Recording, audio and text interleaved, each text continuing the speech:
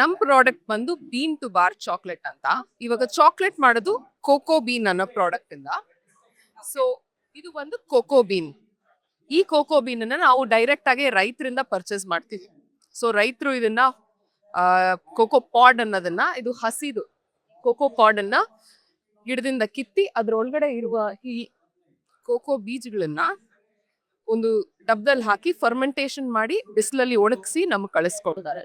ನಾವು above market rate ಅವರಿಂದ purchase ಮಾಡಿ ಚಾಕ್ಲೇಟ್ ಮಾಡ್ತೀವಿ. ಬೇರೆ ಕಡೆ ಎಲ್ಲ ಏನ್ ಮಾಡ್ತಾರೆ, ಚಾಕ್ಲೇಟ್ ಸೆಲ್ಲರ್ಸ್ ಚಾಕ್ಲೇಟ್ ಪರ್ಚೇಸ್ ಮಾಡಿ ಮೆಲ್ಟ್ ಮಾಡಿ ಬಾರಲ್ಲಿ ಪೋರ್ ಮಾಡಿ ಮಾರ್ತಾರೆ. ಬಟ್ ನಾವ್ ಏನ್ ಮಾಡ್ತೀವಿ, ಚಾಕ್ಲೇಟ್ ಅನ್ನೇ ನಾವು ಮ್ಯಾನುಫ್ಯಾಕ್ಚರ್ ಮಾಡ್ತೀವಿ. ಸೊ ನಮ್ಗೆ ರೈತರಿಂದ ಬಂದಿರೋ ಈ ಕೋಕೋ ಬೀಜನ ಸಿಮಿಲರ್ ಟು ಕಾಫಿ ರೋಸ್ಟಿಂಗ್ ಮಾಡಾದ್ಮೇಲೆ ಹೊರಗಡೆ ಸಿಪ್ಪೆ ತೆಗೆದು ಇಲ್ಲಿ ಒಳಗಡೆ ಸಿಗ ಈ ಕೋಕೋ ನಿಪ್ಪನ್ನ ಚಾಕ್ಲೇಟ್ ಮಾಡ್ತೀವಿ. ಗ್ರೈಂಡಿಂಗ್ ಮಷೀನ್ ಅಲ್ಲಿ 3 ದಿನ 3 ರಾತ್ರಿ ಕಂಟಿನ್ಯೂಸ್ಲಿ ಗ್ರೈಂಡ್ ಮಾಡ್ಬೇಕಾಗುತ್ತೆ. ಅವಾಗ ಇದ್ರ ಜೊತೆ ನಾವು ಚಾಕ್ಲೇಟ್ಗೆ ಸಕ್ಕರೆ ಹಾಕ್ತಿವಿ, ಅಥವಾ ಮಿಲ್ಕ್ ಚಾಕ್ಲೇಟ್ ಮಾಡಂಗಿದ್ರೆ ಮಿಲ್ಕ್ ಪೌಡರ್ ಹಾಕ್ತಿವಿ.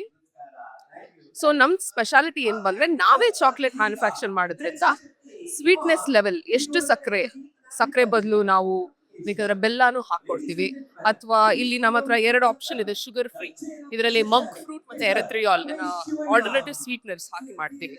ಸೊ ನಮ್ದೇನಂದ್ರೆ ಲೋಕಲಿ ಮೇಡ್ ಪ್ರಾಡಕ್ಟ್, ಕರ್ನಾಟಕದಲ್ಲೇ ಬೆಳೆಯುವಂತ ಪದಾರ್ಥಗಳಲ್ಲಿ ಚಾಕ್ಲೇಟ್ ಮಾಡಿ ಗ್ಲೋಬಲ್ ಫ್ಲೇವರ್ಸ್ ಕೊಡ್ತೀವಿ. ಸೊ ನಮ್ಮಲ್ಲಿ ಕ್ವೈಟ್ ರೇಂಜ್ ಆಫ್ ಫ್ಲೇವರ್ಸ್ ಇದೆ. ಡಾರ್ಕ್ ಚಾಕ್ಲೇಟ್ ಅಲ್ಲಿದೆ, ವೈಟ್ ಚಾಕ್ಲೇಟ್ ಇದೆ, ಮಿಲ್ಕ್ ಚಾಕ್ಲೇಟ್ ಅಲ್ಲಿದೆ, ಎಸ್ಪ್ರೆಸೋ ಮಾರ್ಟಿನಿ ಅನ್ನೋ ಫ್ಲೇವರ್ ಇದೆ, ಫ್ರೂಟ್ ಅಂಡ್ ನಟ್ ಅನ್ನೋ ಫ್ಲೇವರ್ ಇದೆ, ಆಮೇಲೆ ಕಾಫಿ ಕ್ರಂಚ್ ಅನ್ನೋ ಫ್ಲೇವರು ಇದೆ.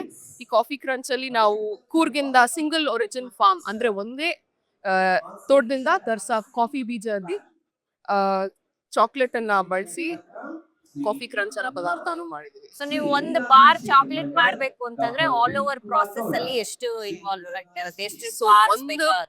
ಒಂದು ಬಾರ್ ಚಾಕ್ಲೇಟ್ಗೆ ನಾವು ಚಾಕ್ಲೇಟ್ ಮ್ಯಾನುಫ್ಯಾಕ್ಚರಿಂಗ್ ಸ್ಟಾರ್ಟ್ ಮಾಡಿದ್ರೆ ಮಿನಿಮಮ್ 1 ವೀಕ್ ಆಗುತ್ತೆ.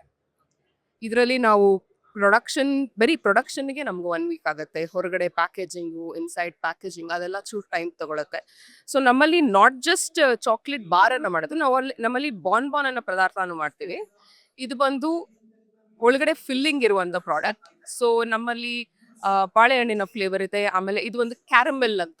ಸೊ ಸಕ್ಕರೆ ಜೊತೆ ಬಟರ್ ಯೂಸ್ ಮಾಡಿ ಕ್ಯಾರಮೆಲ್ ಮಾಡ್ತೀವಿ.